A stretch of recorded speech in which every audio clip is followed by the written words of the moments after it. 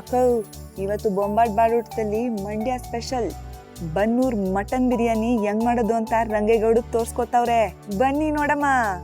ಒಂದು ಕುಕ್ಕರ್ನ ಬಿಸಿ ಮಾಡಿಕೊಂಡು 2 ದೊಡ್ಡ ಚಮಚ ತುಪ್ಪ 2 ದೊಡ್ಡ ಚಮಚ ಎಣ್ಣೆ ಹಾಕ್ಕೊಂಡು ಕಾಯಿಸ್ಕೊಂಡ್ರ.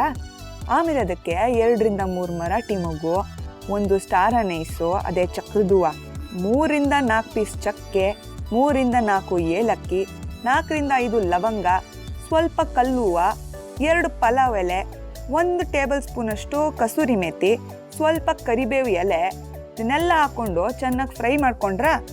ಆಮೇಲೆ 2 ಚಿಕ್ಕ ಈರುಳ್ಳಿ ಉದ್ದಕ್ಕೆ ಹೆಚ್ಚಿರೋದು ಹಾಕೊಂಡು ಅದು ಕಂದು ಬಣ್ಣ ಬರೋ ತನಕ ಫ್ರೈ ಮಾಡ್ಕೊಂಡ್ರು. ಆಮೇಲೆ 1/4 ಕಟ್ಟು ಸಣ್ಣಗೆ ಹೆಚ್ಚಿರೋ ಮೆಂತ್ಯ ಸೊಪ್ಪು ಹಾಕೊಂಡ್ರಕ್ಕವು.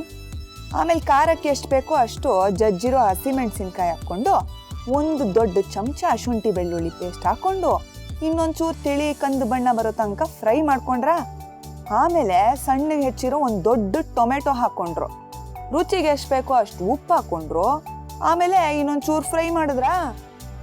ಆಮೇಲೆ ಅರ್ಧ ಚಮಚ ಅರಿಶಿನ, 1 ಚಮಚ ಮಟನ್ ಮಸಾಲೆ ಪುಡಿ ಹಾಕಿ ಮಿಕ್ಸ್ ಮಾಡ್ಕೊಂಡ್ರು. ಅದಕ್ಕೆ ಬನ್ನೂರ್ ಮಟನ್ ಹಾಕ್ಬಿಟ್ಟು ಮೇಲಿಂದ ಪುದೀನ ಉದುರ್ಸಿದ್ರಕ್ಕೋ. ಅದನ್ನ ಚೆನ್ನಾಗಿ ಮಿಕ್ಸ್ ಮಾಡಿ 10 ನಿಮಿಷ ಬೇಯಕ್ಕೆ ಬಿಟ್ರು.